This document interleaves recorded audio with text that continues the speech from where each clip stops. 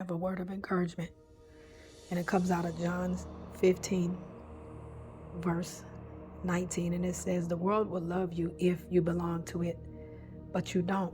For I chose you to come out of the world, and so it hates you. Do you remember what I told you? A slave isn't greater than his master. So since they persecuted me, naturally they will persecute you. And if they had listened to me, they would listen to you. The people of the world will persecute you because you belong to me, for they don't know God who sent me." So people will persecute you. People will talk about you. You will be falsely accused of things. Potiphar's wife lied on Joseph. Oh, it looked like it was true. She had the coat and everything. It looked like it was so true, but it was a setup. See, it was a setup, but so he was persecuted. He was humiliated. He was lied on. Even Jesus was lied on. He was talked about, and he was persecuted. But do you see the glory of God that shows through them after they're persecuted? So naturally, the world is going to hate you because it hated Jesus. It says, do you remember? He says, do you remember what I told you? A slave isn't greater than his master. So since they persecuted me, naturally they will persecute you.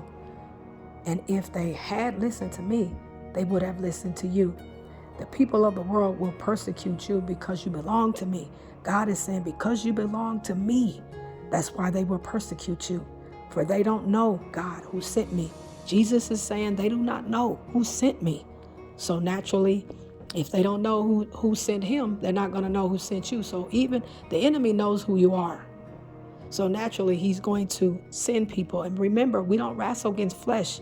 So it's not the people that are persecuting you, but it's Satan. It's Satan that's doing it to try to get you distracted, to try to get you to stop doing the things, to try to get you in fear, to try to put you in a python grip of making you not move forward into the things of God. But you continue to keep moving forward regardless. Because when they persecute you, that's when you know that you belong to Jesus.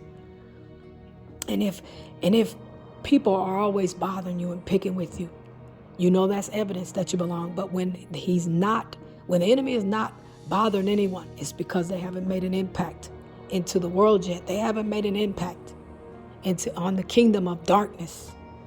They can't do damage to it. They haven't done anything. So naturally, that's why you see a lot of times where people are not getting picked with, and you are, because you belong to Jesus, and you're making an impact. You're making a difference. You're walking and you're doing what God called you to do. So continue to keep going. Keep doing what God called you to do. I pray this message helps you. God bless you. Be blessed.